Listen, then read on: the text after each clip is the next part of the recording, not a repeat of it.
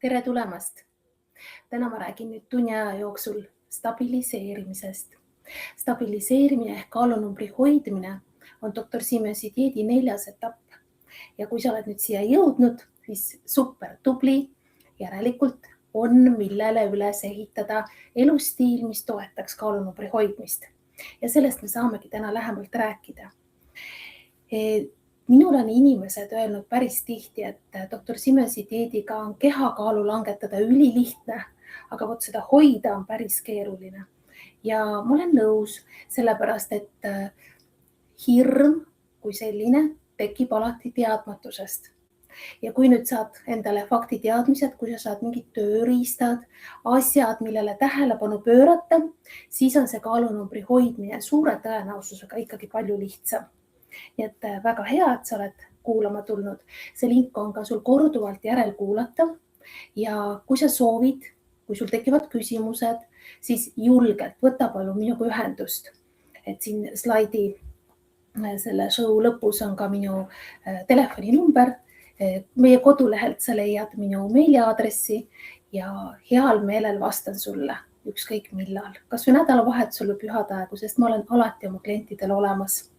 Et julged peale hakkamist minuga suhtlemisel ükskõik milliseid situatsioone ette tuleb, meie leiame ikka lahenduse. Ma suhtlen ka doktor Natalja Trofimovaga, kes on minu väga hea sõber ja oleme viimased 7 aastat teinud koostööd.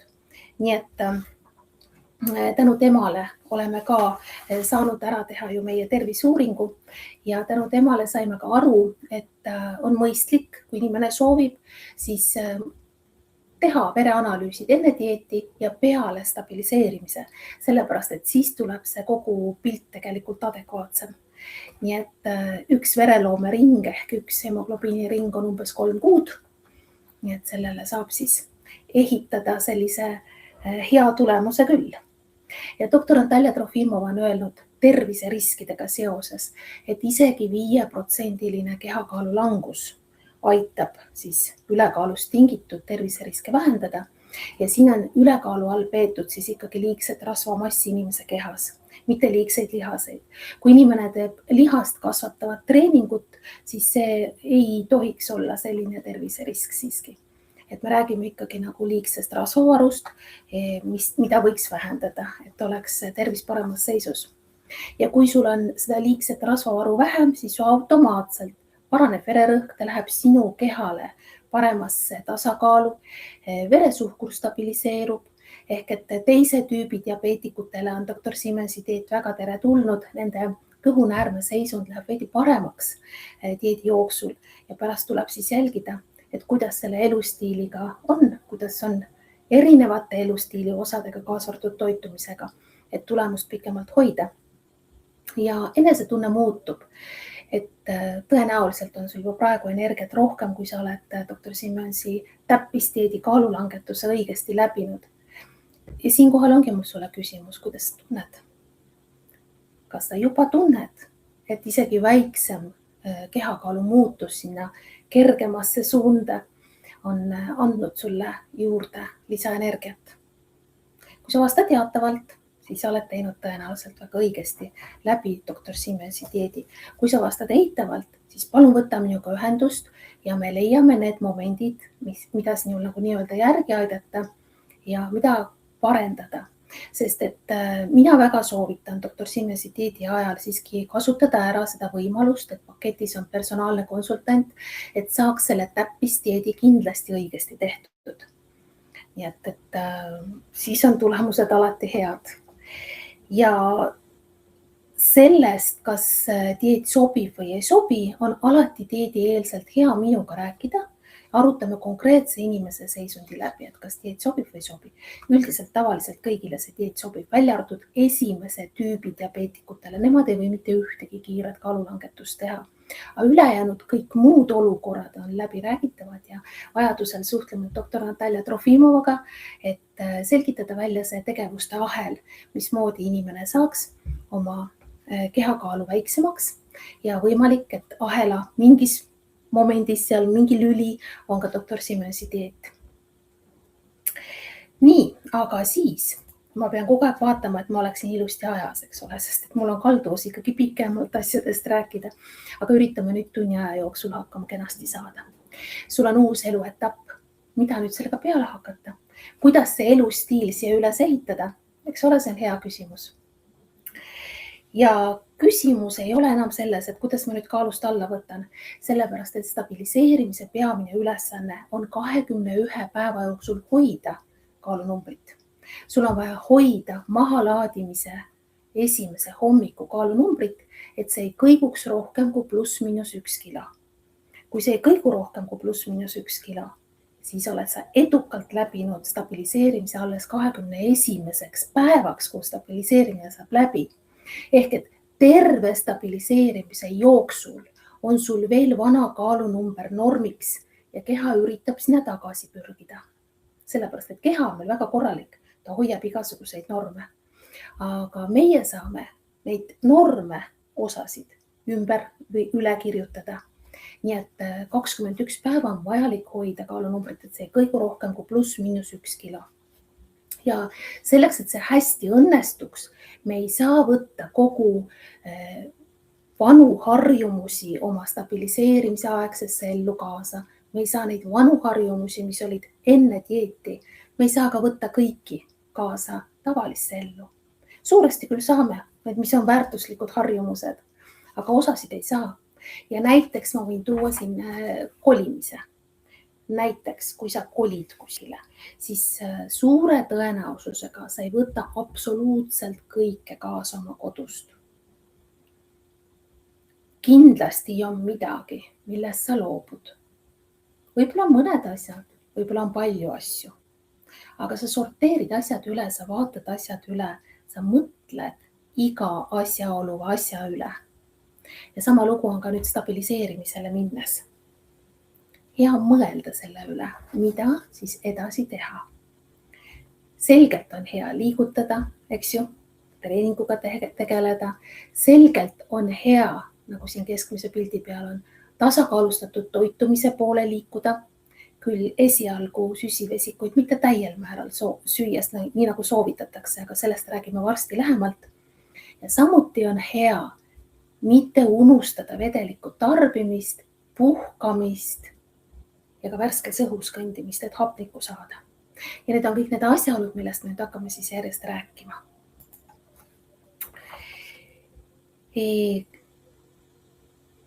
Tuttav mees, eks ole.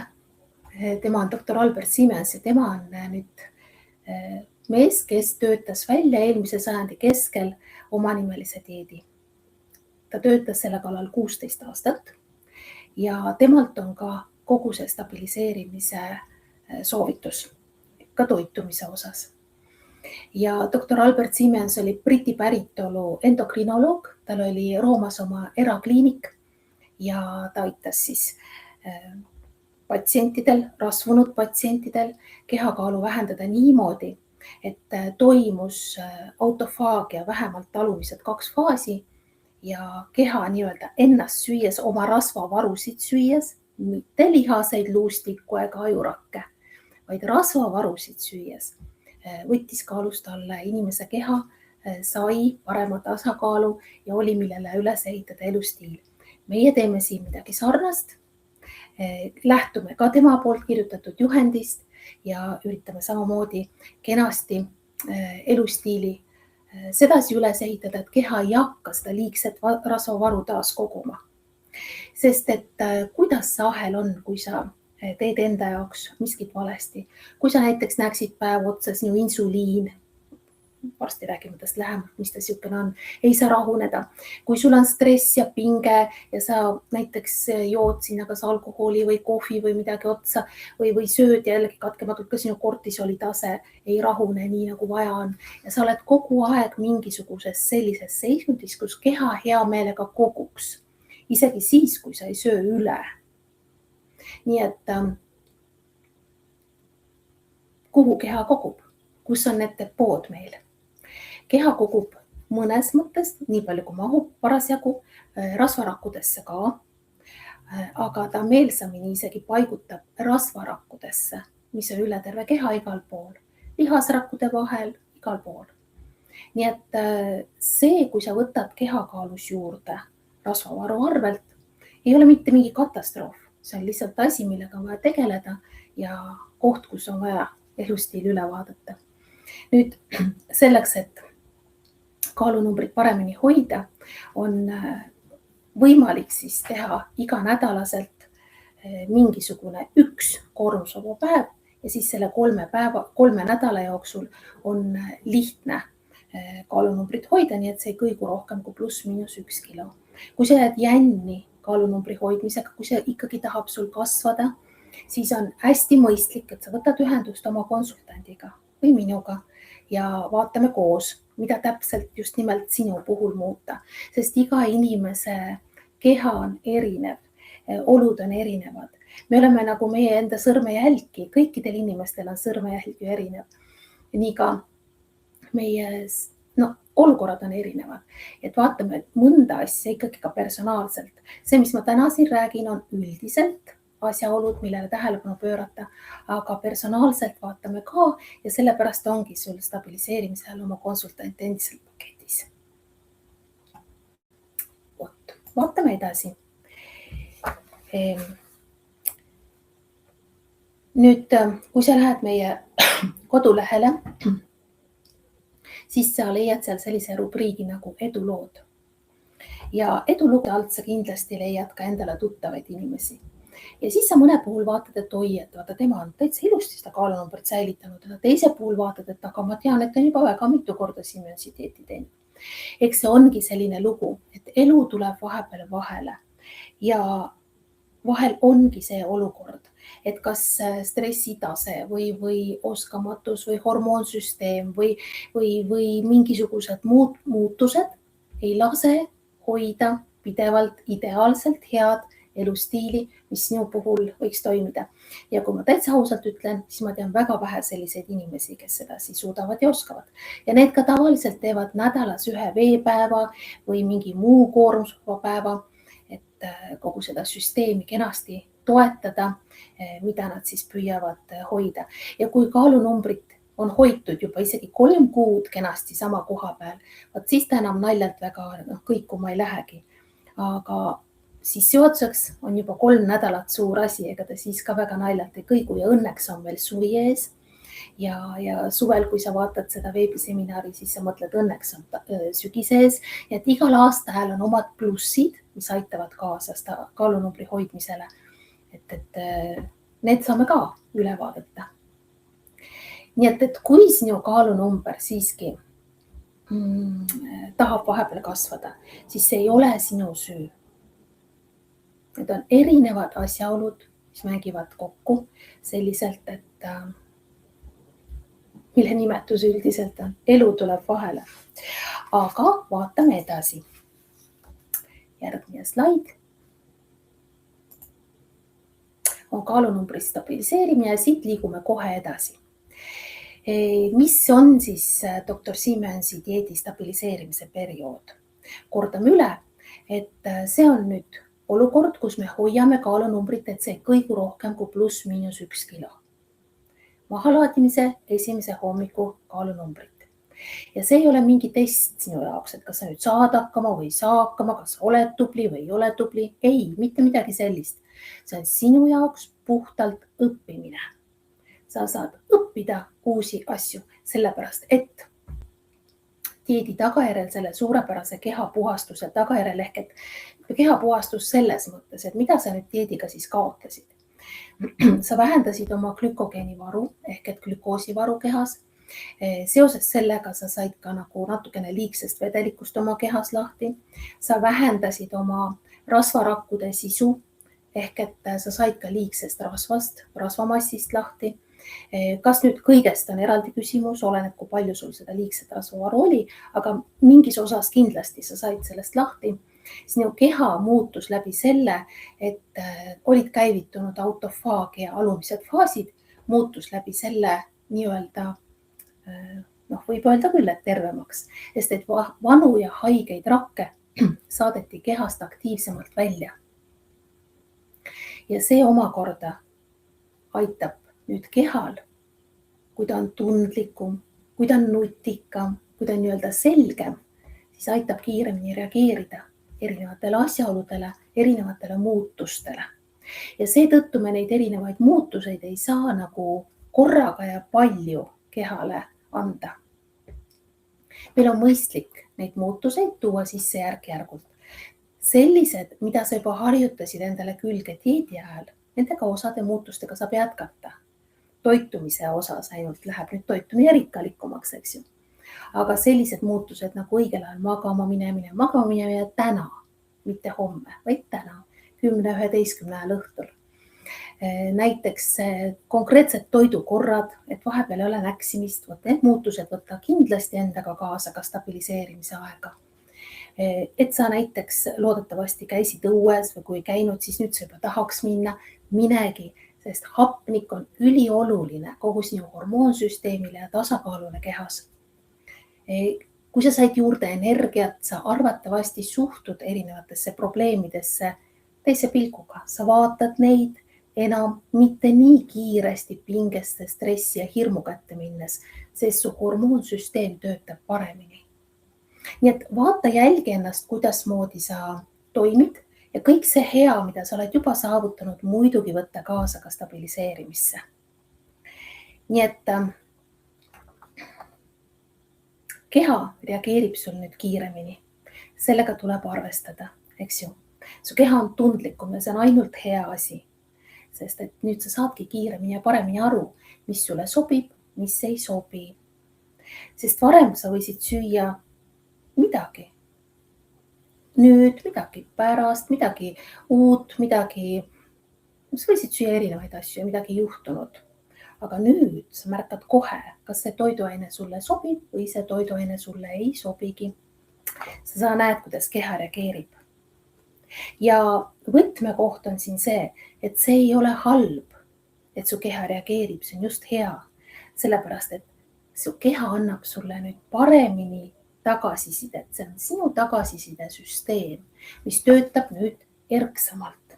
Ja see on tegelikult väga hea, sest et nüüd sa oskad ennast selgemini lugeda ja sa saad neid asju, mis sulle ei sobi väga hästi, teha siis harva või üldse mitte. Vaatad, kuidas võimalik on. Vaatame edasi.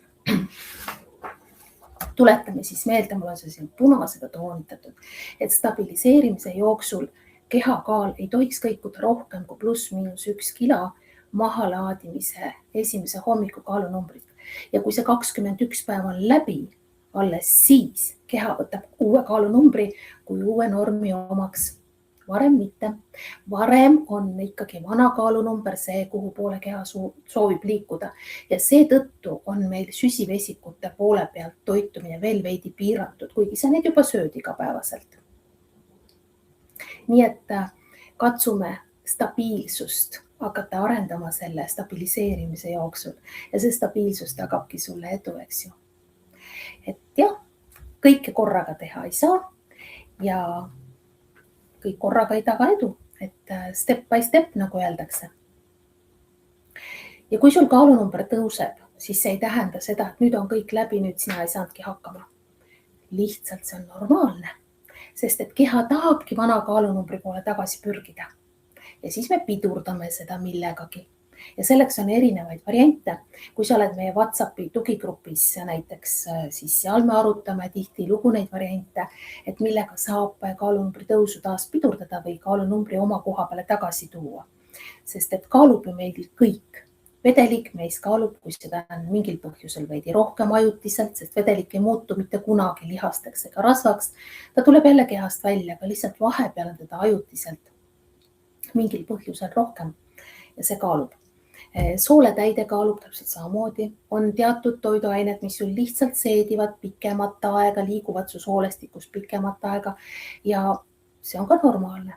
Nii et alati, kui on kaalutõus, arutame läbi ja konkreetselt sulle sobiva koormusvaba päeva töötame koos välja, nii et see sulle tõesti meeldiks ja sobiks ja siis saab edasi liikuda selle kaalunumbri hoidmisega.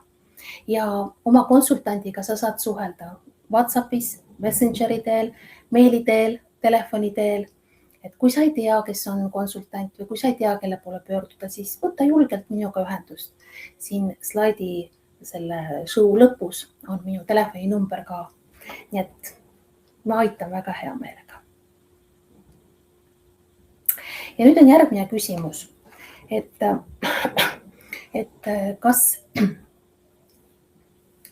sa oled varem reageerinud kaalunumbri tõusule emotsiooniga?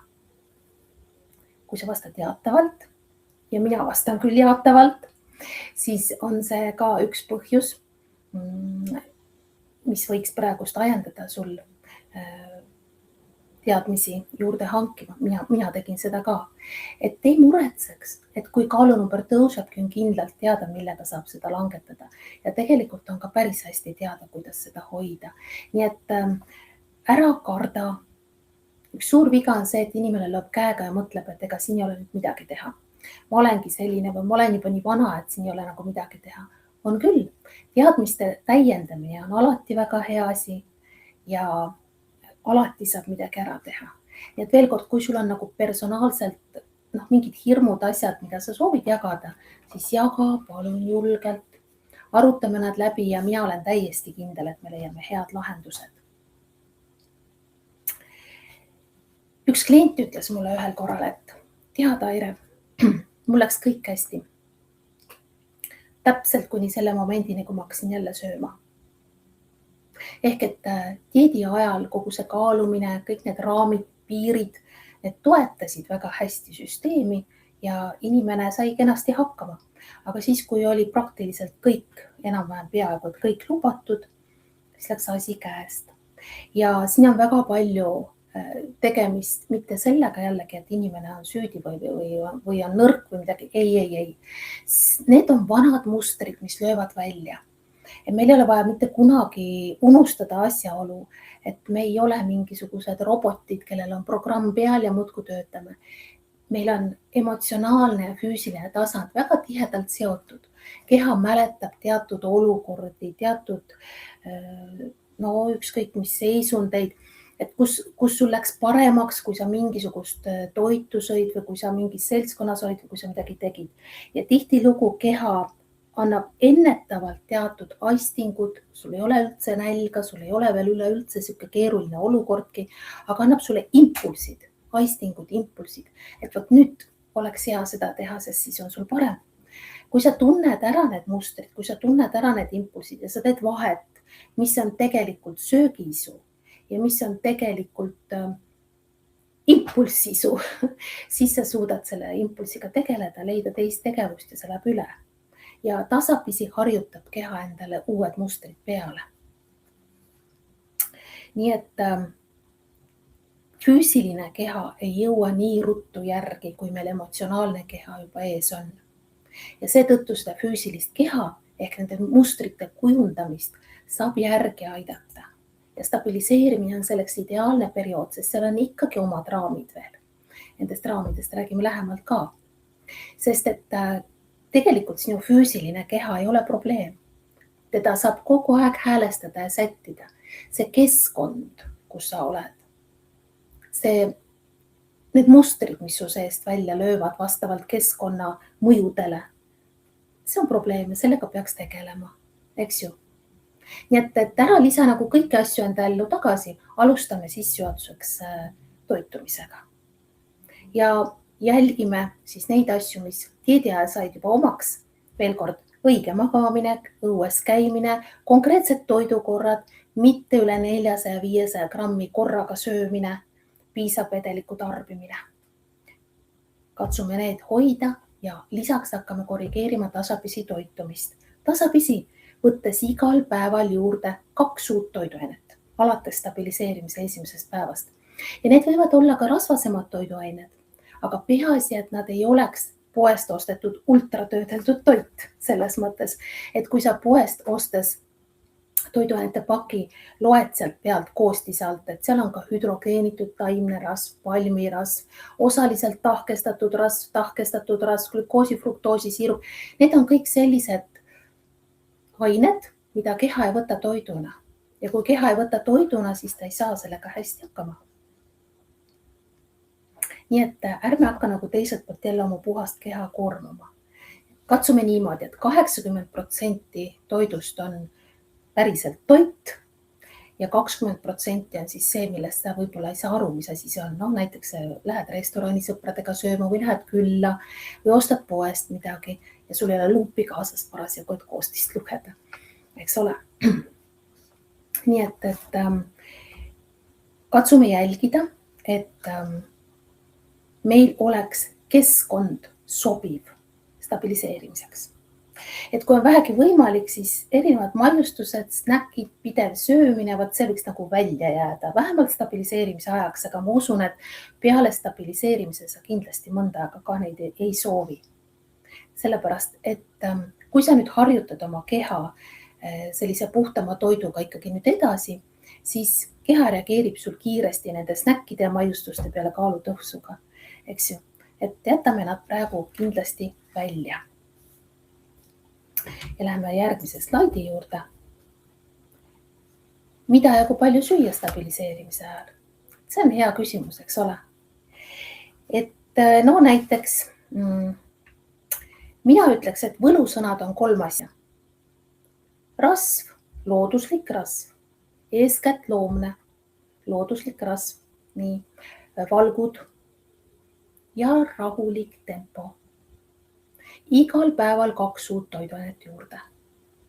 Ja mina soovitan rasvast valku võtta igapäevaselt juurde. Kui me nüüd vaatame toiduaineid, siis tegelikult valku sisaldav toit ei ole puhas valk. Valku sisaldavas toidus on valku.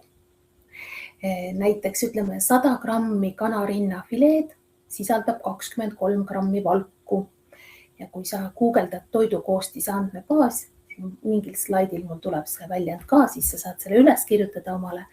Kui sa guugeldad toidu koostise andmebaas, siis sa satud esimese valikuna Tervise Arengu Instituudi lehel sellesse andmebaasi.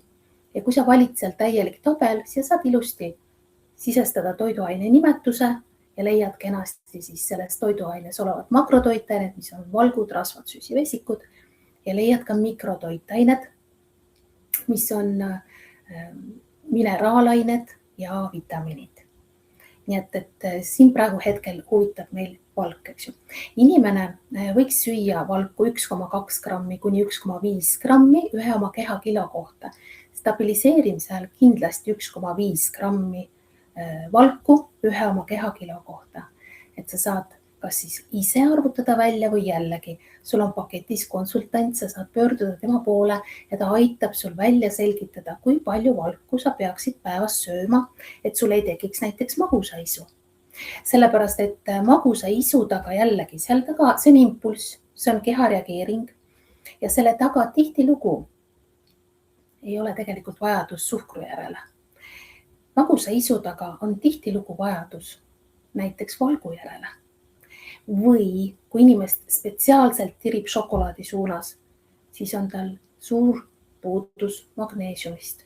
Ja Põhjamaade inimeste toidulauda, mis nad tavaliselt söövad, on uuritud ning tegelikult Põhjamaade inimestel, vabandust, ma ei saa siin seda katkestada, ka seda veebiseminaari vahepeal natuke köhima.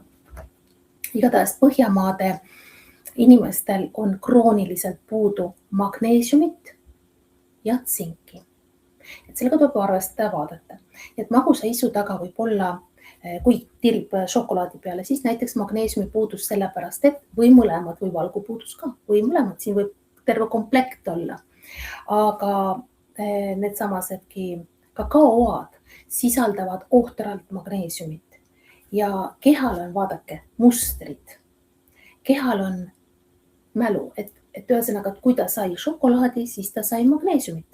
Sest toidust saadavad mineraalained ja vitamiinid on kõige paremad inimese jaoks. Et keha võib anda sellise signaali.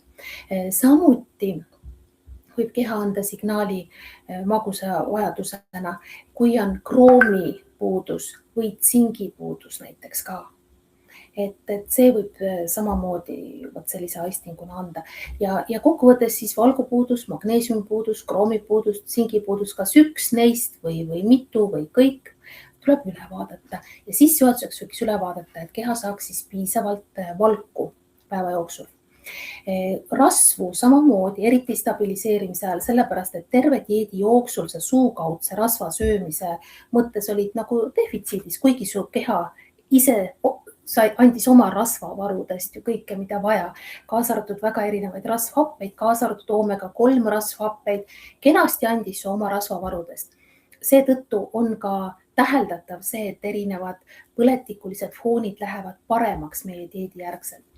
Aga nüüd tuleb sööma hakata, eks ole, ja erinevad looduslikud rasvad on väga teretulnud, eeskätt loomsed rasvad väga teretulnud. Nii et vabalt võib neid süüa, üldse ei ole probleemi. Rasva lagundamine inimesel võtab kõige kauem aega ja kui sa oled midagi looduslikku rasvast söönud, siis sul naljalt ei lähe nagu kõht nii ruttu ka tühjaks. Ja kuna meil on süsivesikute osakond viidud miinimumi, ehk et stabiliseerimise ajal võime ju süüa toitu sedasi, et 100 grammis on kuni 10 grammi süsivesikut, eks ju, ja neist omakorda kuni 5 grammi võivad olla suhkrut. Ja pakendil toitumisalase teabe tabelis või kirjelduses on see kõik kenasti kirjas, kui palju on süsivesikutest siis imenduvaid süsivesikuid, need on tavaliselt tärklised ja suhkrut, ja kui palju on siis sellest imenduvate süsivesikute kogusest suhkrut. Et see on ka asi, mida saab vaadata toitumisalase teabetabelist, kui sa guugeldad toidu koostise andmebaas, siis Tervise Arengu Instituudi lehel on see kõik kenasti ka kirjas. Nii et süsivesikuid me ei söö praegust stabiliseerimise ajal nii palju, kui tavaelus tasakaalustatud toitumise reeglid ette näevad. Ja see tähendab seda, et stabiliseerimise ajal ei ole hea süüa teravilja, kartulit, bataati ja banaani. Põltoad jätaks ka välja, aga ülejäänud asju vaatame mõistlikult ja katsume ka erinevates toiduainete gruppides vaheldada toitu. Siis see toit sobib sulle paremini, kui sa vaheldad, aga sissejuhatuseks stabiliseerimise esimesest päevast alates on vaja siis võtta igal päeval juurde 2 uut toiduainet. Siis sa saad paremini aru, kuidas need toiduained sinu keha mõjutavad, kas nad sulle sobivad hästi, sobivad vähem või ei sobi üldse. Vastavalt sellele sa saad oma konsultandiga arutada, kui sageli neid toiduaineid süüa. Sest need, mis ei sobi väga hästi, need annavad sulle aistingud. Kõht läheb kinni või kõht läheb lahti või rohkem gaasitamist või tekib kergemini valutunnetus kõhupiirkonnas, peas. Et selliseid asju ei pea taluma, siis peab toitumise üle vaatama ja peab vaatama, et kui sageli või millise intervalliga mingid toiduaineid nädala jooksul süüa. Ja mina saan ka siinkohal aidata, et veel kord alati võib võtta ka minuga kontakti. Näiteks, ma kirjutasin omale üles ka väikese näite. Näiteks hommikul on hea teha omletti, muide mune pole vaja karta. Munakollases on selline aine kui letsitiin ja letsitiin on asi, mis aitab tegelikult oksüdeerumise vastu. Ja inimese kehas LDL kolesterool iseenesest ei ole üldse halb asi. Halb asi on see, kui LDL kolesterool oksüdeerub. Ja oksüdeerumise taga on erinevad põhjused ja ta on tihti seotud nende põletikega, mis on sul kehas, eks ju. Ja neid võib olla täiesti erinevaid, vaatamata sellele, et sul aktiivse põletiku näit veres on korras. Nii et see on ka asi, mille tasub üle vaadata, eks ju. Et kehas oleks vähem põletikke. Ja sellele sa oled juba tegelikult meie dieediga kaasa aidanud ja nüüd sa aitad kaasa stabiliseerimisega samamoodi, et need põletikufoonid ei lähe ägedamaks. Ja mis siis hommikul võib süüa? Hommikul võib süüa näiteks muna, avokaado ja erinevad köögiviljad. Siin mõne aja pärast ma annan 2 retsepti ka ja kui sa lähed meie tugikeskuses näiteks allalaetavate materjalide alla või lisamaterjalide alla, siis sa leiad ka stabiliseerimise ajaks palju retsepte, muuhulgas ka need samad, millest ma siin varsti räägin, mis on minu jaoks veteranretseptid, mis on umbes 14 aastat meiega siin kogu aeg kaasas käinud. Et kui mina tegin oma dieedi 14 aastat tagasi esimest korda, siis need retseptid olid minu stabiliseerimise ajal. varsti näitan neid ka. Aga võib siis pähklileiva näiteks võtta juurde, ongi siis näiteks muna, avokaado, köögiviljad, võid ka neid hautada või kuidagi neid küpsetada, rasva võid kasutada nüüd ju, eks ole, ja näiteks pähklileib või midagi sellist. Lõuna näiteks on sul ka liha ja köögiviljad ja võivad olla pähklid ja seemned veel seal ja saad ise mingi kaste teha sellise, kus ei ole jahu. Tänapäeval alternatiive on erinevaid. Õhtusöök võiks olla selline kergem, ka ütleme kas linnuliha või valge kala ja köögiviljad, pähklid, seemned, et ei läheks raskustundega kõhusööle vastu, eks ju. Nii et kokkuvõttes võib öelda, et stabiilne veresuhkur iseenesest võrdub stabiilne enesetunne.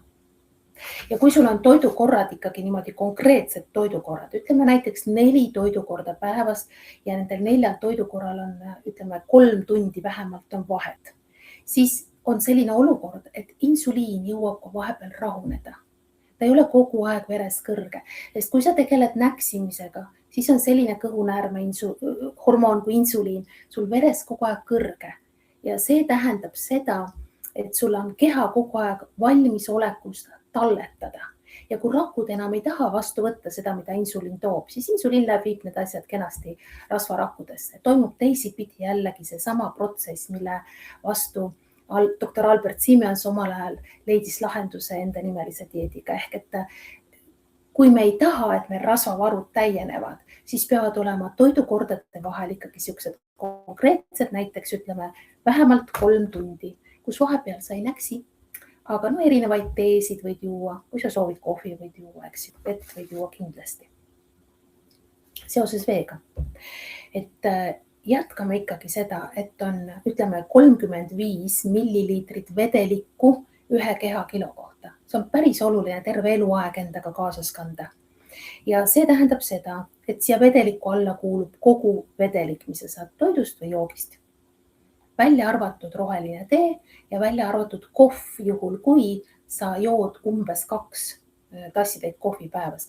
Kui sa jood rohkem, siis su keha on kohviga harjunud ja siis see kohv läheb ikkagi ka vedeliku arvestusse. Nii et 35 milliliitrit ühe kehakilo kohta. Et kehakaal kilodes korrutatud 35-ga, vastus on milliliitrites ja tõmbad 3 kohta vastust, nagu seda 3 kohta vastuses ettepoole ja saadki vastuse liitrites. Nii et sa ei pea mitte millestki loobuma, sul lihtsalt on vaja teha paremaid valikuid. Ja need valikud tähendavad seda, et pool kogu päevas söödavast toidust, mis sa üldse sööd terve päeva jooksul pool, peaksid olema köögiviljad ja need juurviljad, mis ei ole parasjagu kartul ja bataat. Nii, miks? Sellepärast, et sa saad sealt päris kenasti kiudaineid ja pähklitest, seemnetest saab ka päris kenasti kiudaineid. Näiteks mandlipähkel on kiudainete poolest üsna rikas ja kui sa seda toidu koostise andmebaasi ikkagi vaatad internetist, mis on Tervise Arengu Instituudi oma, siis sa sealt leiad ka kiudained, kui palju on mingisuguses toiduaines kiudaineid. Näiteks õunakoores on neid palju, näiteks mandlipähklites on neid palju ja sa leiad sealt kindlasti veel. Nii et miks on need kiudained olulised? Kiudained organismi ei imendu.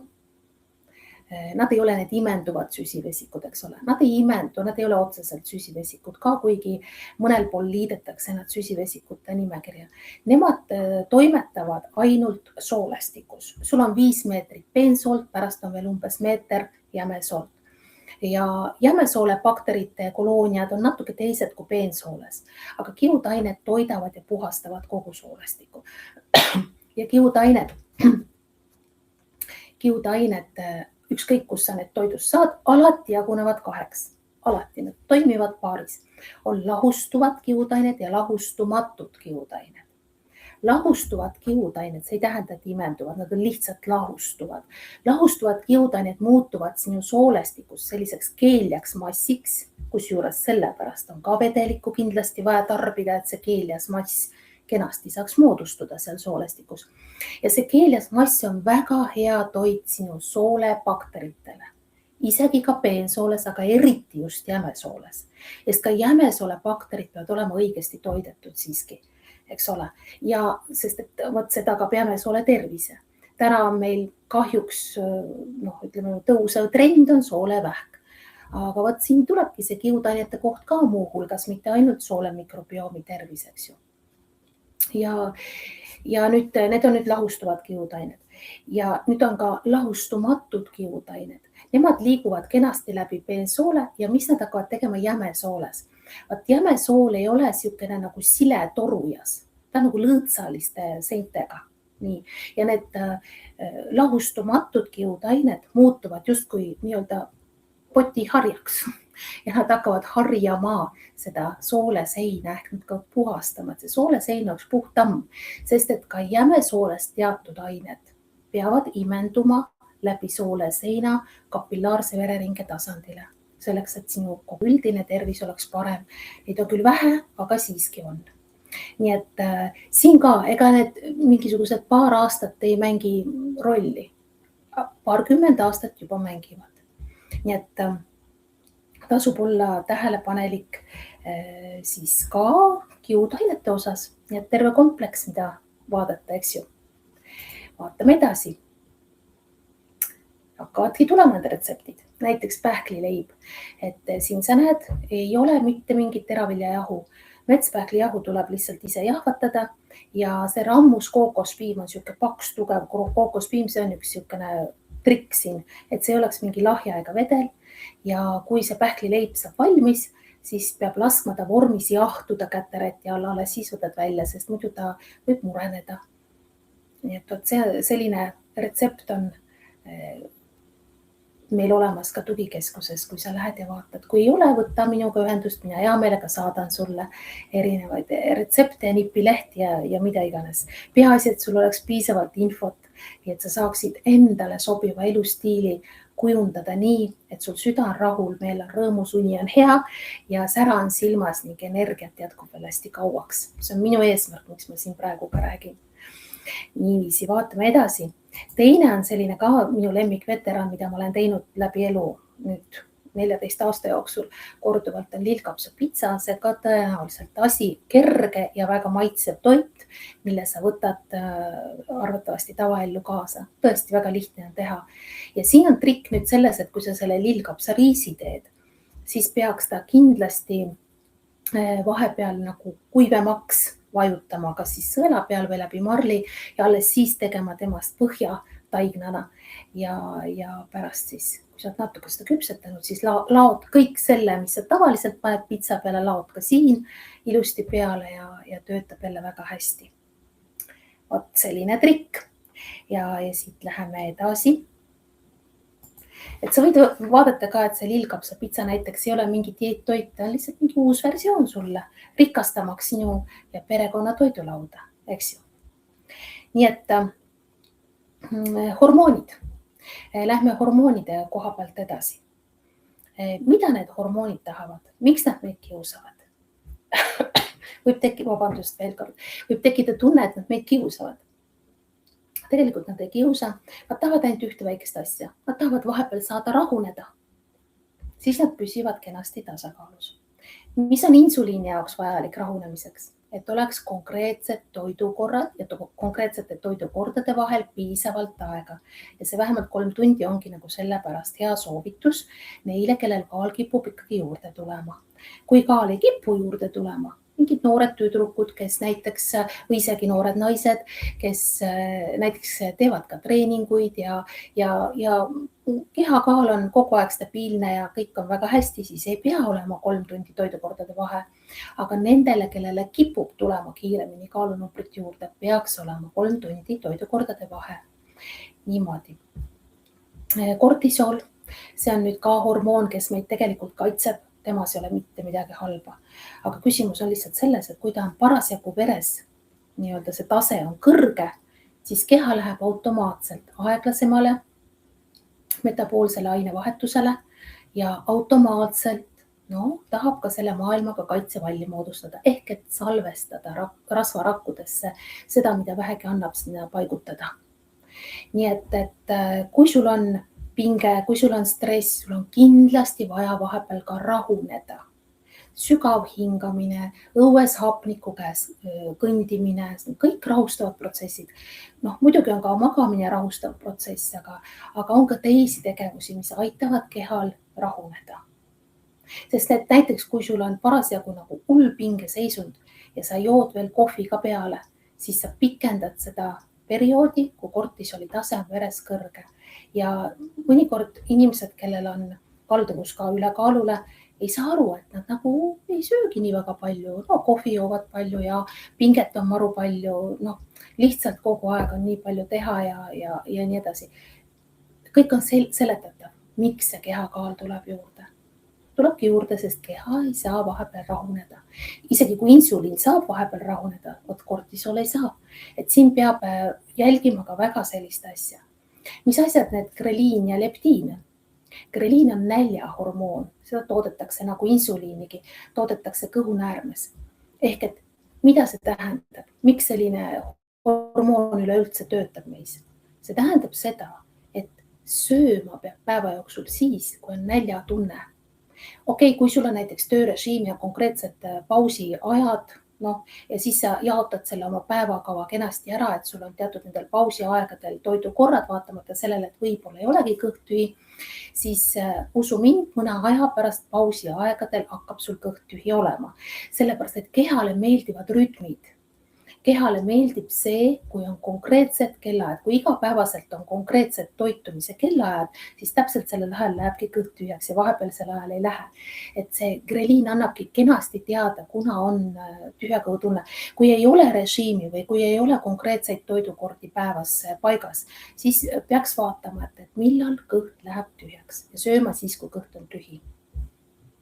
Leptiin seevastu on samamoodi kõhunäärme poolt toodetav hormoon ja leptiin samal ajal siis annab teada, kui kõht on täis.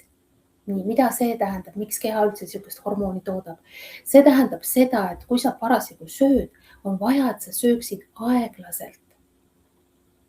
Ja nii, kui sa hakkad tundma, et kõht hakkab täis saama, tuleb söömine lõpetada, võib-olla vaatamata sellele, et toitu jääb järele.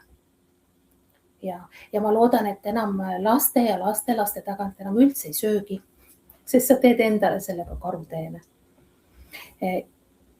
Ma ei ütle, et peab egoistlikult ennast armastama ja kõikist tähtsamaks pidama. Ma ei ütle seda, aga ennast on vaja heas mõttes armastada, endast on vaja lugu pidada, endaga on vaja arvestada ja enda süsteemidega, enda mustritega on vaja tööd teha. Et need töötaksid sinu kasuks, mitte sinu vastu, eks ole. Nii et need on siis sellised hormoonid, millele tähelepanu pöörata. Insuliin on siis hormoon, mis aitab glükoosirakkudesse, aga kui rakud ei taha enam seda glükoosi vastu võtta, päev otsa pakutakse, siis viib selle glükoosivaru kenasti rasvarakkudesse, nii kui nalja ja rasvarakud täienevad. Kortisool on stressihormoon, mis kaitseb su keha, aga on hädavajalik, et vahepeal, kui ta läheb kehas nagu kõrgele, või veres läheb kõrgele, et ta saaks ka võimaluse rahuneda, et ta läheks ka allapoole, eks ju. Puhkus on võlusõna ja hapnik on teine võlusõna. Greliin on näljahormoon, mis annab tunda, et kuna võiks olla nüüd söögikord ja leptiin on täiskõhuhormoon, mis ütleb sulle, et kuule, ole hea, et nüüd aitab küll. Ehk et siis söö palun kindlasti aeglaselt. Ja selleks, et saavutada tasakaal, on vaja järgida nagu lihtsuse printsiipi kõigisse nendesse hormoonidesse suhtumisel. Ei ole vaja asja enda jaoks keeruliseks ajada.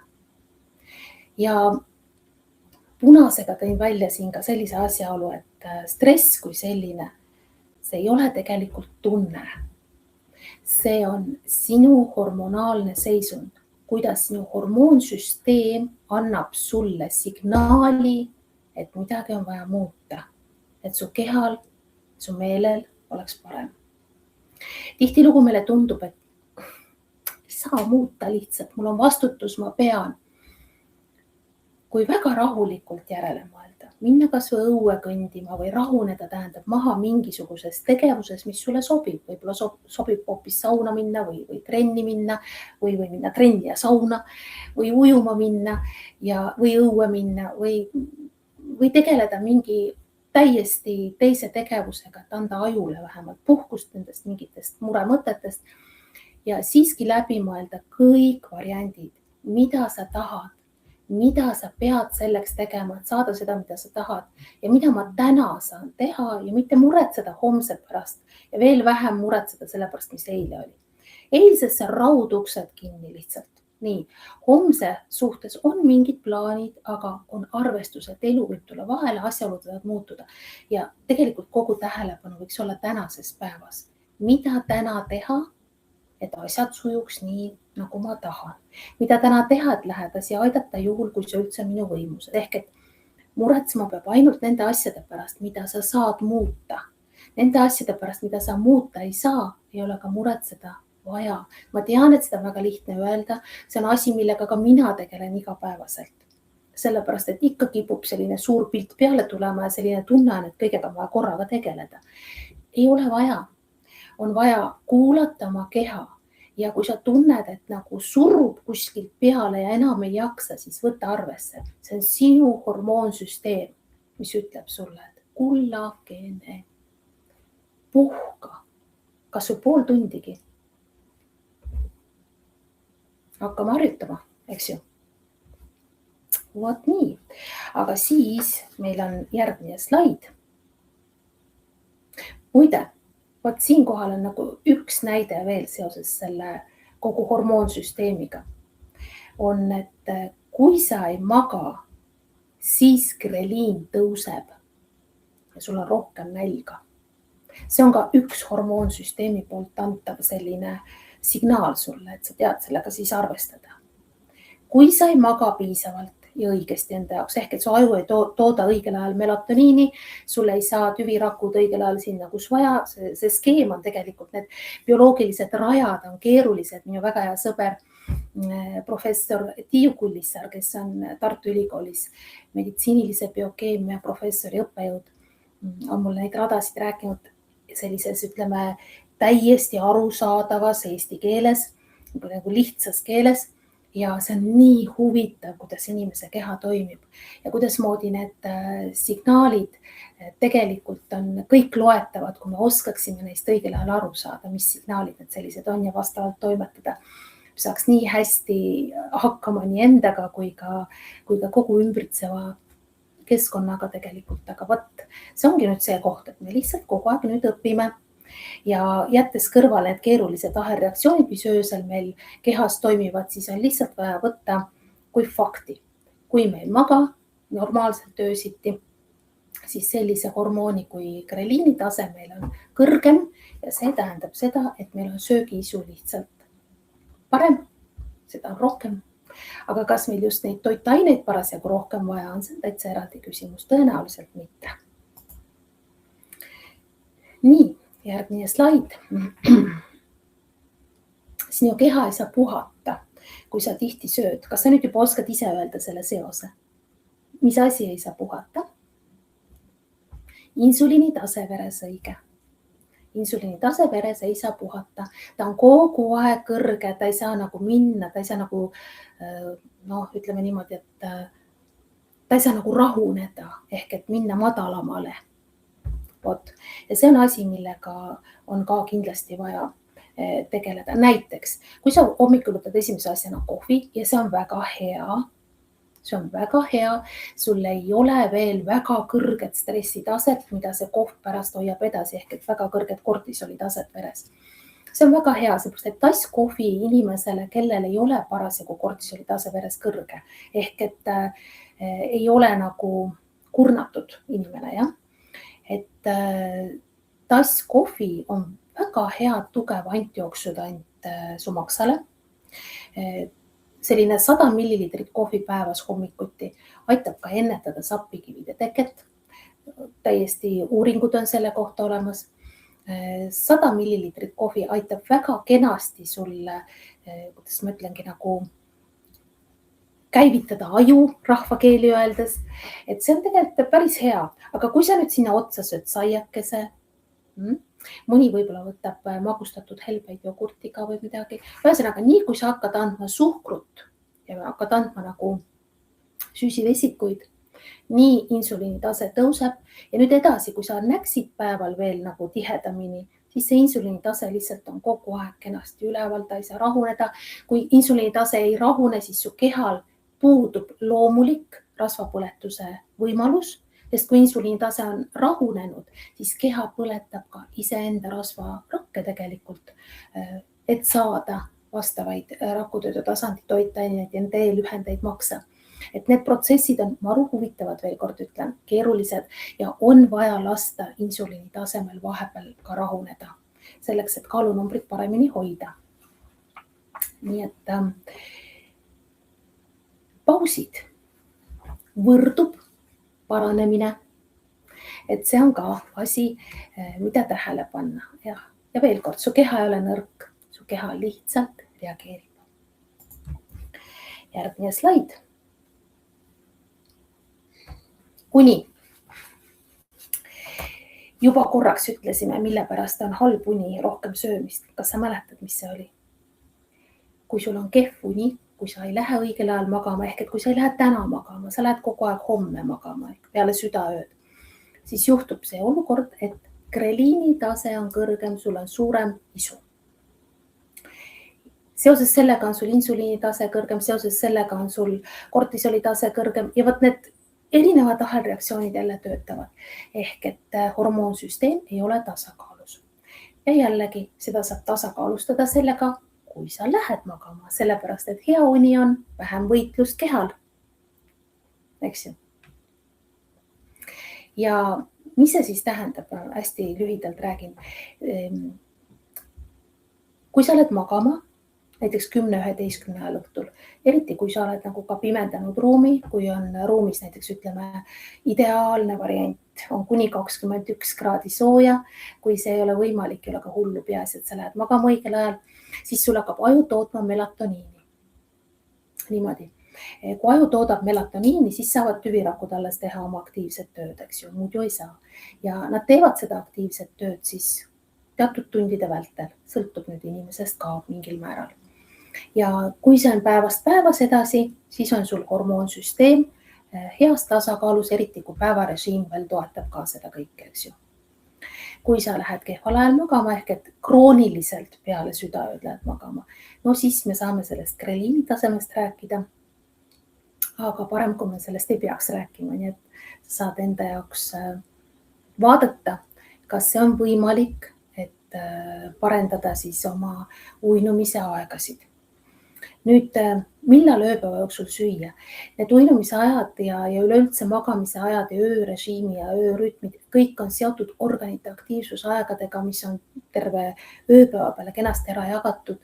Inimesel kogu aeg miskid asjad on aktiivsemad, kord ühed, kord teised ja niimoodi, et inimese sees nagu ei ole mingid aktiivsemaid protsesse, päris ei olegi.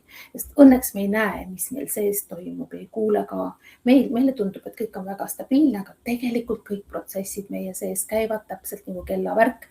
Ülitäpne ja üliäge on see, mis toimub inimeses. Nüüd öösel jah, peaks magama. Sinu maksa tervise heaolu huvides oleks hea, kui sul oleks õhtuse viimase toidukorra, siis tuleb öö vahele ja hommikuse esimese toidukorra. Võt seal niimoodi õhtune viimane toidukord, siis tuleb öö vahele, hommikune esimene toidukord. Võt seal vahel oleks siis tähendab 14 tundi. Õhtusöögist hakkab see tundide arv pihta ja hommikusöögiga tundide arvestus lõpeb. 14 tundi, see oleks nagu ideaalne maksal erinevad funktsioonid, mis on vaja toimetada, saaksid kenasti tehtud. Aga kui sa alustad söömist varem, ei ole ka hullu tegelikult nagu kokkuvõttes mitte midagi, lihtsalt tuleb jälgida kogu muud süsteemi, milles sa elad. Nüüd hea on, kui sa sööd 2/3 päeva ratsioonist päeva esimesest poolest kuni kella 3-ni näiteks ja 1/3 päeva ratsioonist kella 3-7-ni. Umbes kella 7 aeg õhtul või suvisel ajal me võime ka öelda, et 8 aeg õhtul võiks siis söömise lõpetada. Siis on sul ööuni lihtsalt parem ja efektiivsem kogu see sinu toimetamine ka hormonaalsel tasandil. See on nüüd, kui väga lühidalt öelda. Ja korraga võiks naisterahvas süüa selline 400-500 grammi, mitte rohkem ja meesterahvas võib-olla selline 500-600 grammi, olenevalt mehest ka ikkagi, eks ju. Et veel kord, sööd aeglaselt ja stabiliseerimise ajal saad väga hästi testida, kui palju sa korraga tegelikult vajad. Aeglaselt süües tunnetad ära, millal kõht saab täis ja lõpetad söömise. Ja visuaalselt saad siis, ma ei tea, võib-olla kas siis kaaluda või vaadata, et kui palju sa korraga peaksid sööma.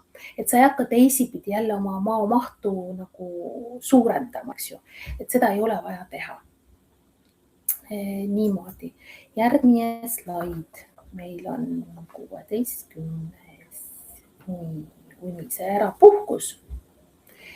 Kas sa mäletad, millal sa päriselt puhkasid? Kas sa mäletad, millal oli periood, kui sa igapäevaselt käisid õues kõndimas? Kui see on praegu, siis on super. Siis ma olen nii uhke su üle. See on lihtsalt super. No praegu hakkab ilm ka õnneks toetama kogu seda õues kõndimist, eks ju. Et puhkus kindlasti ei ole telefoni scrollimine või mängude mängimine selle sinise ekraani ees, eks ju. Et puhkus on ikkagi rahunemine. Alati on puhkus rahunemine. Veel parem koos hapnikuga, sügav hingamine, aga igal juhul rahunemine. See tasub meelde jätta. Ükskõik, mis tegevus sind rahustab. Kui sind rahustab kudumine või heegeldamine ja sa tunned, et sa hakkad sügavamalt seal juures hingama, nii-öelda kõhu hingamisega, suurepärane. See tähendab, et kortisoli tase nagu saab rahuneda ja et sinu terve hormoonsüsteem saab rahuneda.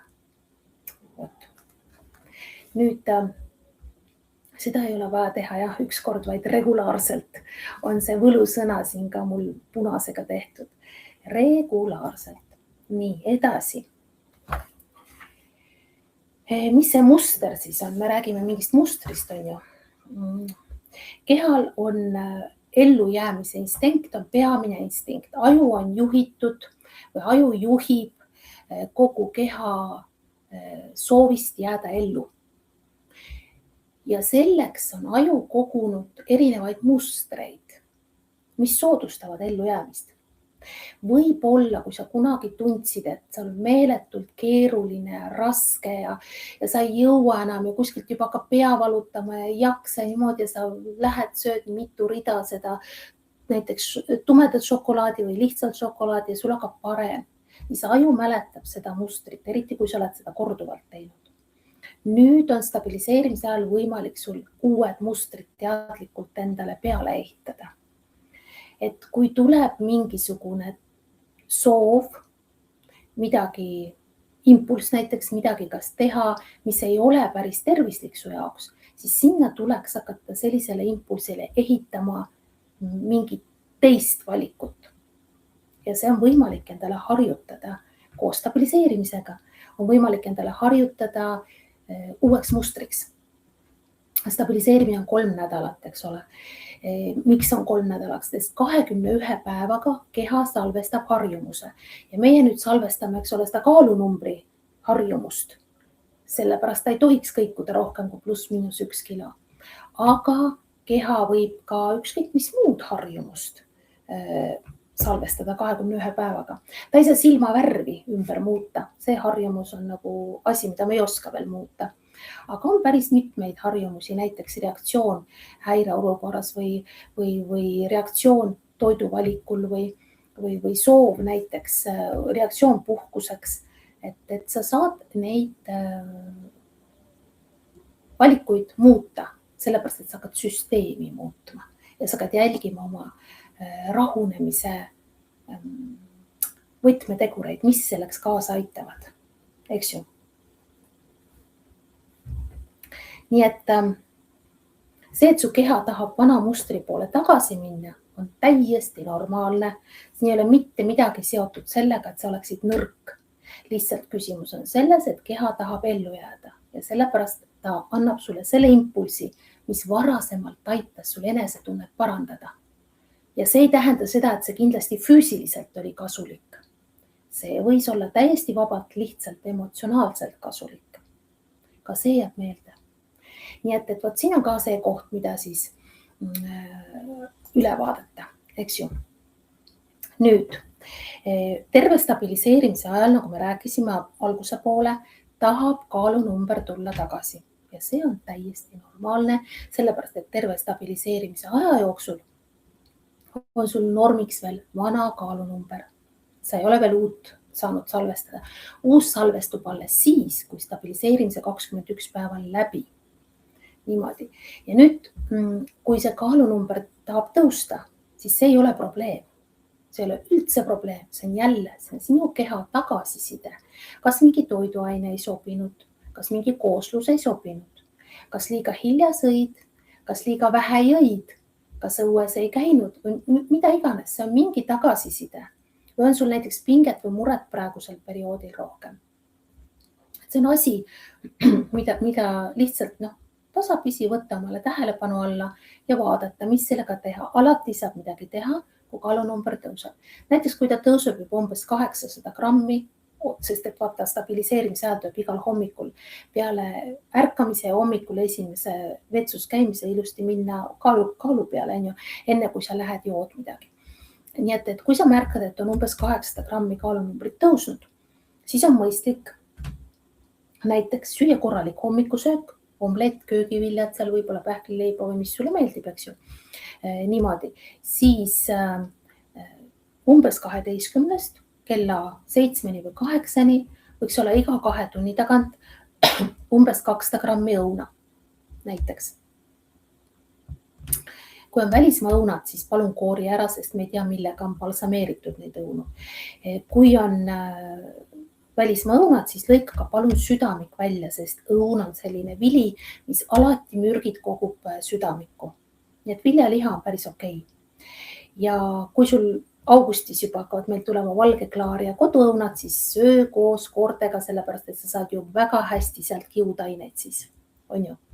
Nii, et ühesõnaga 200 grammi õuna iga 2 tunni tagant alates umbes kella 12 või sedasi ja õhtul kella 7-8 välja. Ja järgmine päev on seisund palju parem.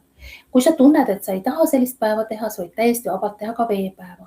Kui sa teed veepäeva, siis oleks hea, kui sa jood vett, mis iganes kujul, peast ilma suhkruta.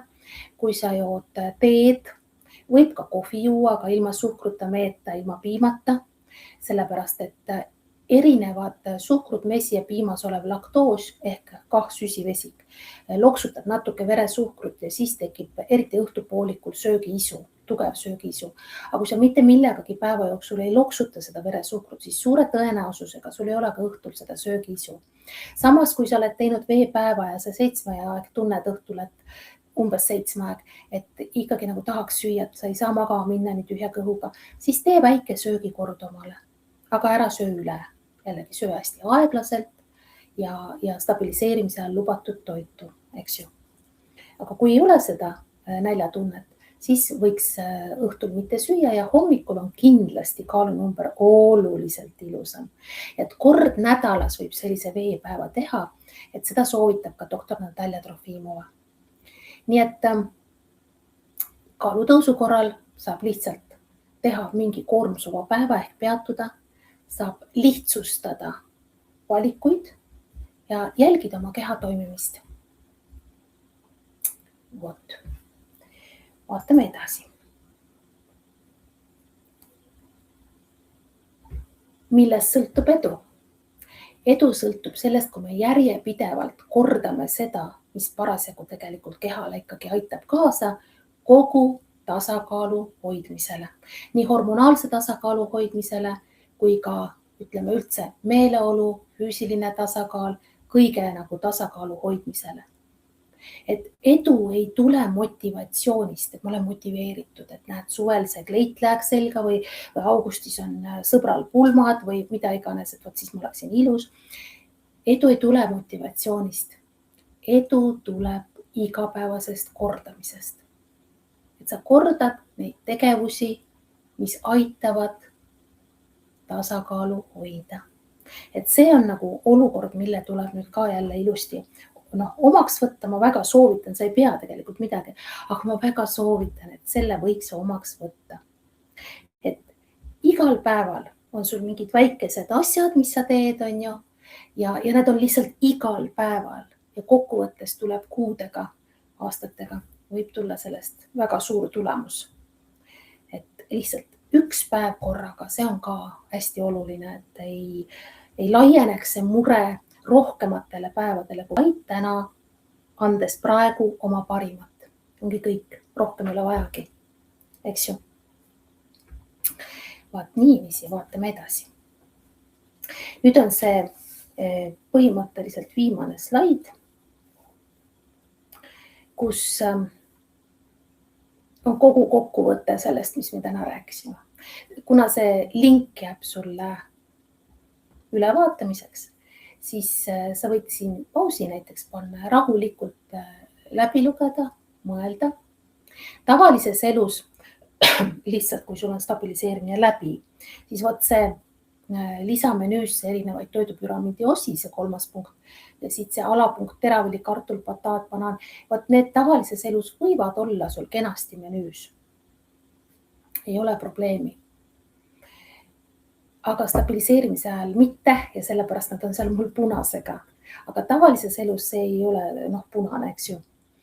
Ja need punktid, mis ma olen siia pannud, need on minu meelest tähtsuse järjekorras. Kuidas mina seda asja näen?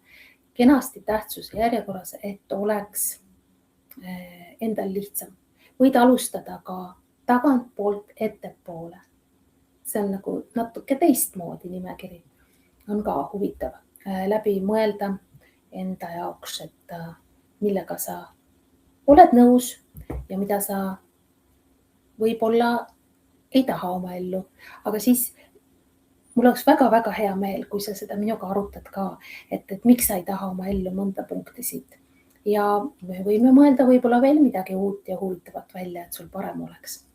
Sest et need kõik on sellised väljakutsed, mis mulle väga meeldivad. Et kuidas inimesi aidata nii, et vastavalt konkreetsele inimesele ta saaks maksimaalse abi ja maksimaalse sellise toe, et enda elu paremini tundma õppida, enda keha paremini tundma õppida ja võimalusi kasutada, mis tema elus siis olemas on. Et oleks endal parem. Nii et see elustiil on hästi-hästi oluline, et see paika saaks. Sest et see joo vett, söö regulaarselt, ära näksi, keha vajab rütmi, et need on sellised nagu loosungid, mis päriselt tulebki omaks võtta. Sellepärast, et ilma neid rakendamata ei töötagi see hormoonsüsteem tasakaalus, ei tööta sinu kogu keha heas tasakaalus. Nii et see on nagu asi, mis tuleb omaks võtta, ja? Uni, liikumine, rahu, on ju. Ja võtmekoht on see, et stress alati aeglustab ainevahetust, sest kortisool tuleb seal siin kaitsma. Et see kortisoli tase ehk et stressi tase, see ei tohiks ka olla pidevalt kõrge. Et siin on vaja mingisugust puhkust, mingisugust rahunemist, mis on sinu oludes võimalik. Nii et siis minu meelest oled sa teinud super suure töö, et sa oled jõudnud stabiliseerimise faasi, võib-olla korduvalt, seda enam super tubli. Ma ise püüan ka kord aastas teha sügiseti meie dieedi, sest see on minu kilpnäärme pärast mulle oluline ja vajalik. Ja nii kui on suur töö tehtud, on vajalik kinnistada, et pärast ei tuleks lihtsalt ruttu see kaalunumber tagasi. Ja kinnistamise juures on oluline siis mitte ainult üksi toitumine, kuigi toitumine on võtmetähendusega siin juures ikkagi ka, sest see väga paljus mõjutab hormoonsüsteemi, vaid oluline on kogu elustiil vaadata üle, mõelda läbi, kus saab võib-olla suhtumist või valikuid muuta. Ja siis on võimalik seda kaalunumbrit paremini hoida. Sest nüüd ongi aeg see kaalunumber ilusti kinnistada ja pea meeles, et sa ei pea olema täiuslik. Lihtsalt sul on hädasti vaja olla järjepidev ja ongi kogu lugu. Sest see kõik nüüd, millest me rääkisime, on lihtsalt sinu uus normaalsus. Ja et võta palun minuga julgelt ühendust, kui tekivad mõtted, mida tahaks arutada, kui tekivad küsimused, millele tahaks vastuseid. Kui tekib soov näiteks suhelda doktor Natalja Trofimovaga või kui sa soovid, et ma professor Tiiu Pullissaare käest midagi küsiksin. Et tema meil on juhtiv teadlane ka Eestis toidulisandite osas näiteks. Et mina suhtlen väga hea meelega teiega kõigiga ja et julged peale hakkamist minuga kontakti võtmisel ja vahvat stabiliseerimist sulle.